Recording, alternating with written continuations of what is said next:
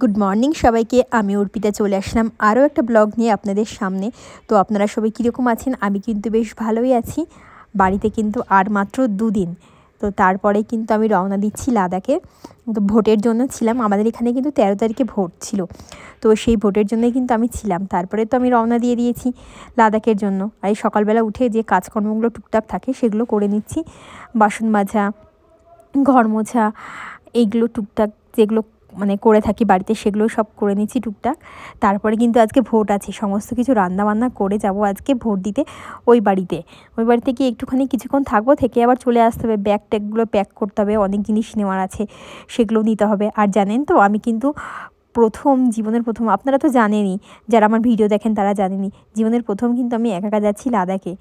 এতদিন সাথে ও থাকতো, কি ও অন্য কোনো ফ্লাইটে গিয়ে দিল্লি গিয়ে দেখা করতো, কি দিল্লি থেকে আমি একা একা আসতাম।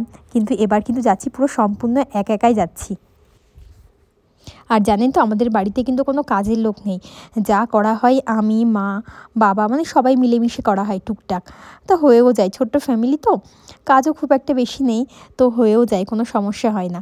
আমি যখন বাড়ি থাকি না তখন মা একা করে, না হলে কোয়েল থাকলে কোয়েল করে, বাবা করে, সব মিলে একসাথে করে নেয়। আর এই যে সকালের কাজকর্মগুলো হয়ে গেছে, চেঞ্জ করে আমি চলে আসলাম এখন চায়ের জন্য।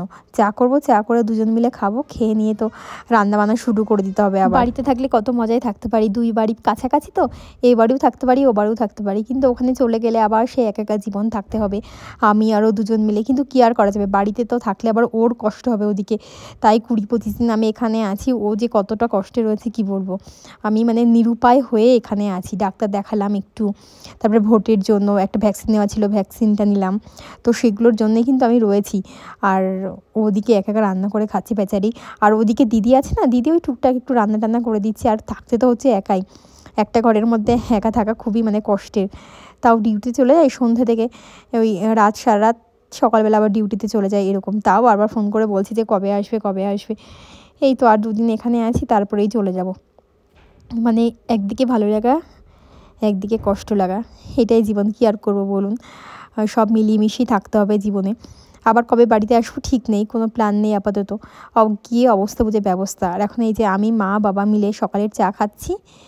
চাটা খেয়ে এই যে বাবা মাছ নিয়ে এসেছিলো, বাটা মাছ আর রুই মাছ নিয়ে এসেছিলো, তো সেই মাছগুলোই কেটে কুটে নিচ্ছি। কেটে কুটে রান্না টান্না করে তারপরে বললাম তো ভোট দিতে যাব। আর মা তো রান্না করেই, এবার আমি মাঝে মাঝে এসে রান্না করে দিলে না, রান্না করতেও ভালো লাগে, সবাইকে খাওয়াতেও ভালো লাগে। এবার ওরা তো করেই রান্না বান্না, তো আমি মাঝে মাঝে যখন বাড়ি থেকে ফ্রি টাইম থাকে তখন আমি না রান্নাবান্নাটা করে নিই। আর মানে যেদিন ডাক্তারের কাছে যাই কি দুপুরে কোনো কাজ থাকে, সেদিন আর আমি করতে পারি না, সেদিন মাই রান্না করে নেয়। আর যতটা চেষ্টা করি বাড়ি থাকলে আমি রান্নাবান্না করি। আর আমাদের বাড়িতে তো আগেও বলেছি যে আমি রান্না করলে, যাই রান্না করি না কেন, সব ভালো, সব ভালো, কোনো মানে এটা হয়নি ওটা হয়নি এরকম কোনো ব্যাপারই না। মানে ওই জন্য রান্না করেও একটা শান্তি লাগে মনে, যে না আমি মানে যাই হোক রান্না করেছি, সবার ভালো লেগেছে এরকম। 2 দিন বৃষ্টি হয়ে না একটু ঠান্ডা ঠান্ডা ওয়েদার ছিল, আবার সেই ভ্যাপসা ধরা একটা গরম পড়ছে। মানে কি বলবো, এত কষ্ট গরমে থাকা, মানে প্রচুর কষ্ট, প্রচুর। আমি ভাবছি ওখানে চলে গেলে বাঁচি, মানে লাদাখে চলে গেলে। ওখানে তো ঠান্ডা ঠান্ডা ওয়েদার এখন, কীরকম বলুন তো, ওই যে এসি চিল্ড করে দিলে যেরকম একটা ঠান্ডা হয় না, তো সেরকম ঠান্ডা ঠান্ডা ওয়েদার আছে ওখানে এখন। আমি আগের মাসে মানে আগের বছর কিন্তু আমি এই মে মাসে গেছিলাম, এবার যাচ্ছি মে মাসে 14-15 তারিখে, আর আগের বার গেছিলাম 31 তারিখে। তো কিছুদিনের ডিফারেন্স, তো ওই সময় না খুব সুন্দর ওয়েদার থাকে, আর গাছের সমস্ত পাতা হয়ে যায়। দাঁড়ান আমি যাই ওখানে, তারপরে সমস্ত কিছু আপনাদের দেখাবো। খুব সুন্দর ওয়েদার থাকে। আর লাদাখ তো মানে মাসে মাসে রূপ চেঞ্জ করে, তো খুবই সুন্দর লাগে দেখতে। সবই আপনাদের সাথে শেয়ার করবো। আগের বছরও আমি সমস্ত কিছু শেয়ার করেছি, এবারও যতটা পারবো আপনাদের শেয়ার করব। আর এই জুন জুলাই থেকে কিন্তু একদম ট্যুরিস্টের জন্য মানে খুব সুন্দর জায়গা।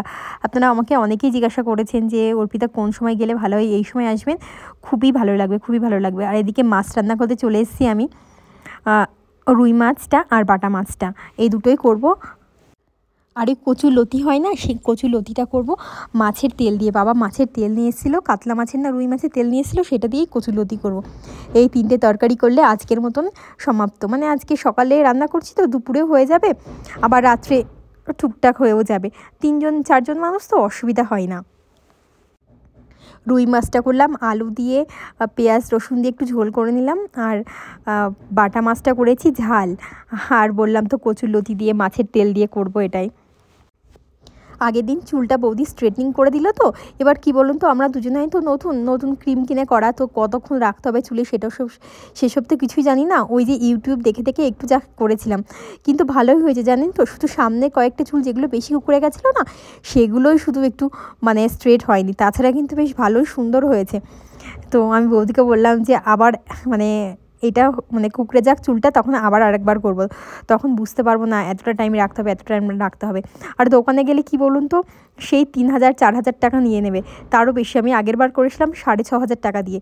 তো ক্রিম কিনেছি কত, স্ট্রিক্সের না কিসের একটা ক্রিম কিনেছিলাম, তো সেটা নিয়েছিল 400 কত টাকা।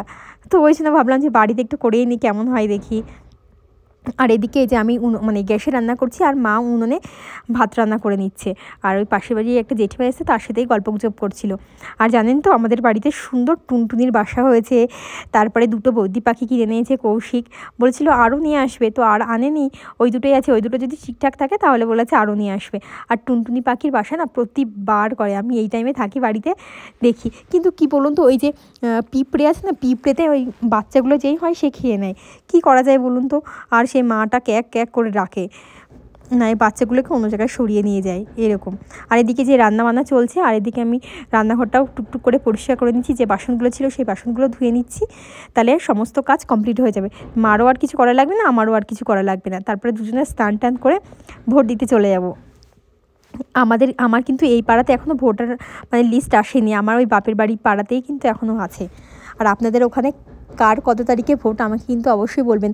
ও আর একটা কথা, আপনারা বলেছেন না যে কার কোথায় বাড়ি, আর সাথে না একটু আপনাদের ডাক নামটা একটু লিখে দেবেন, কারণ ওটা তো ইমেল আইডি দিয়ে থাকে, নামগুলো অতটা ভালো করে বোঝা যায় না যে কার কী নাম। নামগুলো লিখে দেবেন, আমি সবার নাম নেব, আমার খুব ভালো লাগবে, তাহলে আপনাদেরও ভালো লাগবে, আমারও ভালো লাগবে। আমার না আর একটা ইউটিউবে চ্যানেল আছে অর্পিতা ক্রিয়েশন, ভাবছি ওটাকেও আমি চালু করব। ওখানে আমি না আগে পুঁথির যে ব্যাগগুলো হয় না, সেই ব্যাগের ভিডিওগুলো করতাম, আপনারা দেখবেন, আমি নিচে লিঙ্ক দিয়ে দেবো, অর্পিতা ক্রিয়েশন। তো ওই চ্যানেলটাই আমার প্রায় 15-16 হাজার সাবস্ক্রাইব আছে, তো ওটাও ভাবছি এখন আমি একটু চালু করব, কারণ এটাও চলছে ওটাও চলবে সাথে সাথে দুটোই। আর এই যে রান্নাঘর সব পরিষ্কার করা হয়ে গেছে, করে নিয়েছি, এখন ভোট দিতে যাবো ওই পাড়ায়। মাও রেডি হয়ে গেছে, মা যাবে এখানে, আর আমি আর ওই বাড়ির মা যাবো আমাদের ওখানে ভোট দিতে।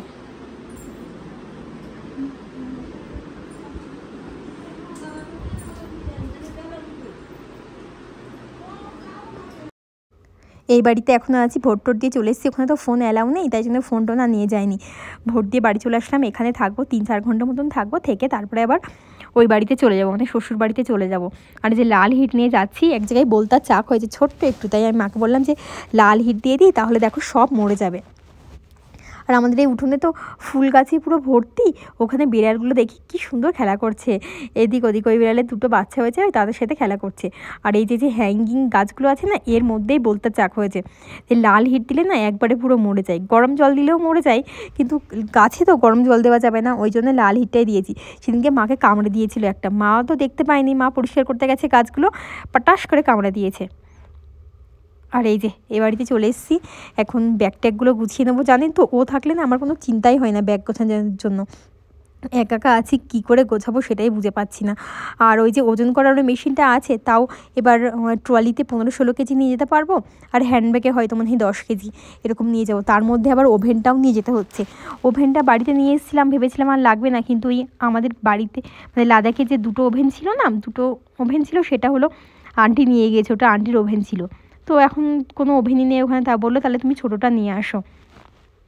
আর যে প্যাক করছি, প্যাকগুলো কিন্তু ওর কাছ থেকেই শিখেছি, জুতোগুলো এমনি এমনি নিয়ে নেবো, জুতোগুলোর মধ্যে জিনিস নিয়ে নিচ্ছি, তাহলে জায়গাটাও কম লাগবে, জিনিসও অনেক ধরে যাবে। জামা কাপড় খুব একটা বেশি নিয়ে নিয়ে মোটামুটি নিয়েছি, চানাচুর নিয়েছি, গুজিয়া নিয়েছি, মুড়ি নিয়েছি, এরকম টুকটাক খাবার দাবারগুলো এবার বেশি নিয়েছি। আর মাও ওর বাড়ি থেকে অনেক কিছু দিয়েছে, এই যে মুড়িটা, ছাতু, ছোলা, প্রচুর কিছু দিয়েছে, তো সেগুলোই টুকটুক করে নিয়ে যাব। আর ব্যাগ তো আমার প্রায় 16 কেজি হয়েই গিয়েছে। এবার ওই যে হ্যান্ডব্যাগে যে কেজি যাবে, তার মধ্যে আবার সামনের ঘরে দিদি আছে না, ওনার শাশুড়ি আবার কিছু দেবে। আমাদের এখানে তো পাশাপাশি বাড়ি, তো আমাদের বাড়ি আর স্বর্ণখালি মনে হয় ওই 10 কিলোমিটার মতন দূরে, তো দিদি শাশুড়ি আবার দিতে আসবে। এই যে প্রায় হয়ে গিয়েছে, তো আজকের ভিডিওটা এখানেই শেষ করছি।